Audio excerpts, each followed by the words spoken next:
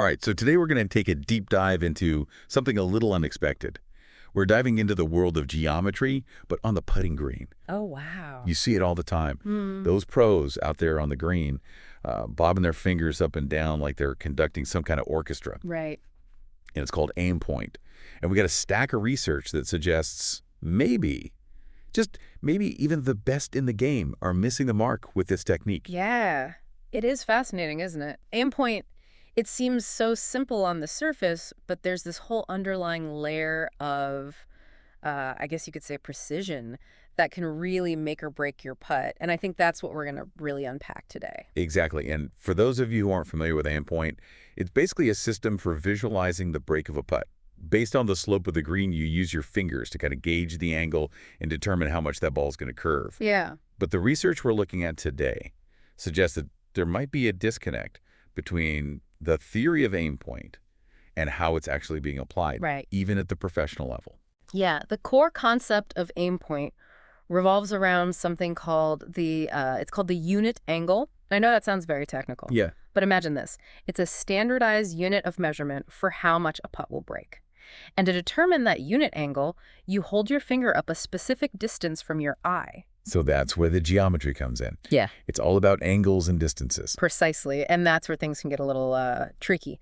AimPoint, it emphasizes the importance of measuring each player's finger width, okay? And using that measurement to calculate the precise distance their finger needs to be from their eye. So you're not just like randomly holding your finger up. There's actual math involved here. There's definitely math. And that's what makes this research so interesting. It seems that this crucial step, right, measuring your finger width, using that to calculate the correct finger-to-eye distance, it seems like that might be getting overlooked.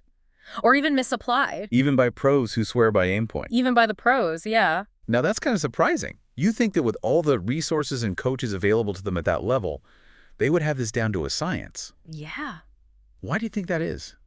It's a great question. And I think it could be a combination of factors. Maybe there's just this inherent assumption that finger width doesn't vary that much from person to person. Right. Or maybe, time constraints during a tournament, it really limits the ability to make precise calculations out there on the green.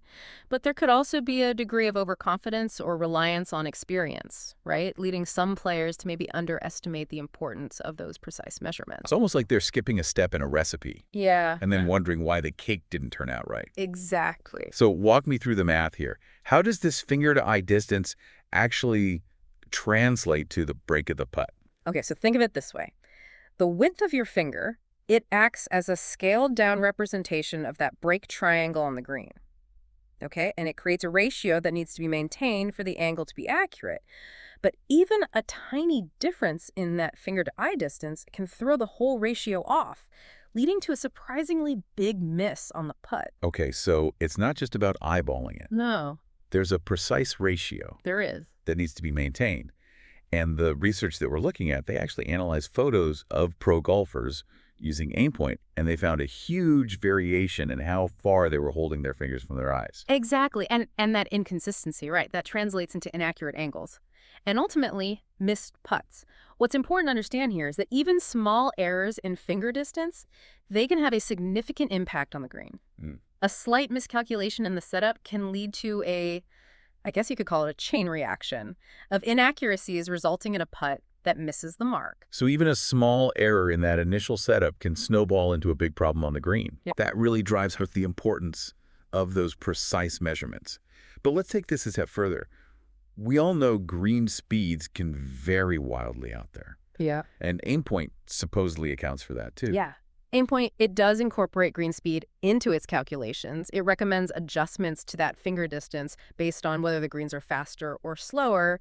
There are specific calculations involved, and they even mention empirical testing done on a stimp green, which is kind of the baseline for green speed. Okay, so they've taken green speed into account. Yeah. But the question is, are even the pros making those adjustments correctly? Right. Are they really factoring in those nuances when they're out there on the course?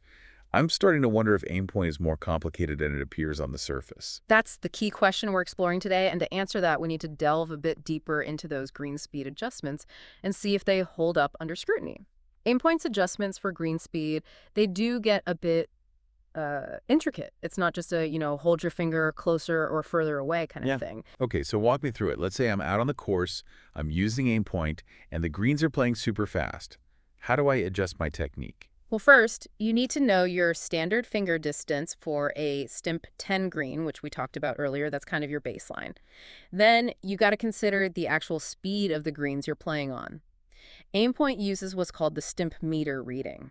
It gives you a number that represents how fast the greens are. Right, I've heard of the stip meter. So the higher the number, the faster the green, and the more the ball will roll. Exactly. And AimPoint has these specific calculations, right, to adjust your finger distance based on that stimp meter reading.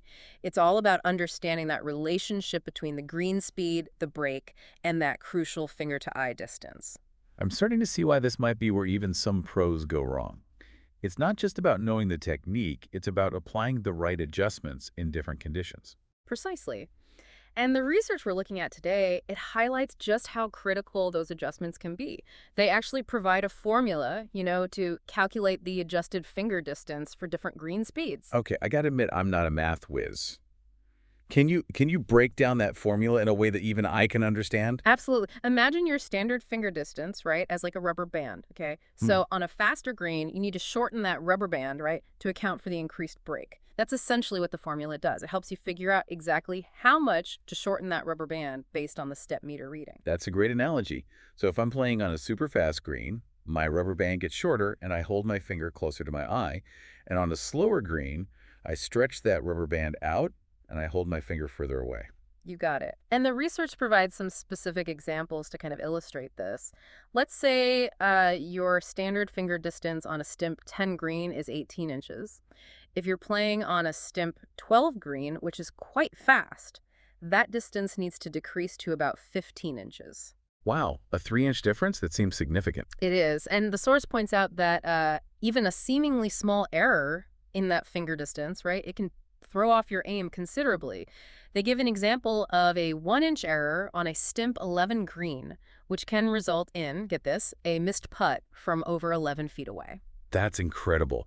It really highlights how even tiny inaccuracies in that setup can have a ripple effect on the green, like a chain reaction, wrong distance, wrong angle, missed putt. Exactly. And that's why understanding the math behind AimPoint, and particularly those green speed adjustments, it's so crucial. It's not enough to just, know the general concept. You really have to be able to apply it precisely in different situations. Makes you wonder if some golfers, even pros, might be oversimplifying aim point, relying more on feel Yeah. than those precise calculations. It's certainly possible, and the research we're discussing today really challenges that assumption, and it encourages a deeper understanding of the technique. This all makes me think about those alternative green reading tools we mentioned earlier, like the Puddleize app. If AimPoint requires such precise adjustments, are there are there simpler approaches that maybe don't rely so heavily on complicated calculations? That's a great segue. The Puddleize app, it's a fascinating example of a different approach to green reading. While AimPoint focuses primarily on slope and visualizing the break using your fingers, Puddleize takes a more data-driven approach. Okay, tell me more about that. How does Puddleize work? Puddleize utilizes advanced technology, right, to provide precise data and recommendations for putting.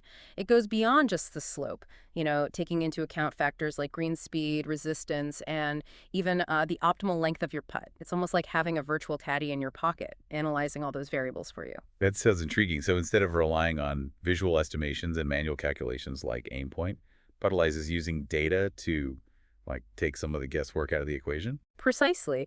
And they've actually partnered with a company called Quintic, which specializes in biomechanics and motion analysis to ensure the accuracy and reliability of their data. It's really it's cutting edge stuff. It seems like a completely different philosophy from AimPoint. AimPoint is all about visualizing and feeling the break, while Puddleize is more about data and analysis. Exactly. And both approaches have their pros and cons. AimPoint can be more intuitive and adaptable on the fly, but it requires, like we said, a deep understanding of those underlying principles and precise execution. Puddleize, on the other hand, it can provide incredibly detailed insights, but it relies on technology, and it might not be as flexible in real-time situations. It's almost like the classic debate, instinct versus data. Which approach is better? That's the million-dollar question, isn't it? And I think ultimately it comes down to personal preference, what works best for each individual golfer. Some might thrive on the visual and intuitive nature of AimPoint, while others might prefer the data-driven insights of Puddleize. So there's no right or wrong answer. It's about finding the approach that best suits your style and your game. Absolutely. And I think exploring these different philosophies is a great way to expand our understanding of putting and challenge our assumptions about what it takes to really excel on the green. It's funny how we started this whole deep dive talking about, geometry and finger bobbing. Right. And now we're having this like philosophical debate about instinct versus data in golf. Yeah, it speaks to the complexity of the game, doesn't it? Yeah. There's this fascinating intersection of science and art, analysis and intuition. Yeah. That makes putting, I think, so challenging, but also so rewarding. It makes me think about that time I completely overthought a putt. I was playing in a local tournament. I got so caught up in like calculating the break and adjusting for green speed that I totally lost like the feel of the putt. Oh, yeah. And ended up three-putting, costing myself a stroke. I think we've all been there at some point. It's so easy to get lost in the technicalities and kind of forget that golf is ultimately a game of, feel and touch. Yeah. It's an art. There's a certain like rhythm and flow to putting Right. that you can't just replicate by crunching numbers. Sometimes Right. you just got to trust your instincts. Right. Let your body take over. Absolutely. And I think that's a valuable lesson that extends, honestly, beyond the golf course. In any field, whether it's, sports or business or even just life in general, there's this need to balance the analytical with the intuitive. That's a great point. We live in a world that is increasingly data-driven. Yeah. And it's so easy to get like caught up in the numbers. Right. But you can't forget the importance of human instinct and creativity, that gut feeling that sometimes tells us more than any spreadsheet ever could. I agree. So for our listener out there, who's maybe feeling a little overwhelmed by all the math and analysis we've discussed today, remember this. Knowledge is a powerful tool, but it's not the only tool. Trust your instincts. Embrace the creative side of the game. And don't be afraid to, let go of the numbers sometimes and just feel the shot. Yeah, I love that perspective. It's about finding that sweet spot, right, where science and art meet, Yeah. where analysis informs intuition, and where knowledge enhances rather than hinders our natural abilities. Well said. And at the end of the day, isn't that what makes golf so captivating? It's this constant dance between the analytical and the intuitive, the technical and the artistic. It's a game that challenges us to think, to feel, and to trust ourselves. So to wrap up this deep dive, I think the key takeaway is this. Whether you're a seasoned pro or a weekend warrior, don't be afraid to explore different approaches to putting. Right. Embrace the science, but don't neglect the art. Trust your instincts, but don't shy away from knowledge. And most importantly, remember that golf, at its heart, is a game to be enjoyed. I couldn't agree more. So go out there, experiment, have fun, and maybe sink a few more putts along the way. Who knows, maybe you'll discover your own unique blend of science and art out there on the green. Thanks for joining us on this deep dive into the world of putting. Until next time, happy golfing.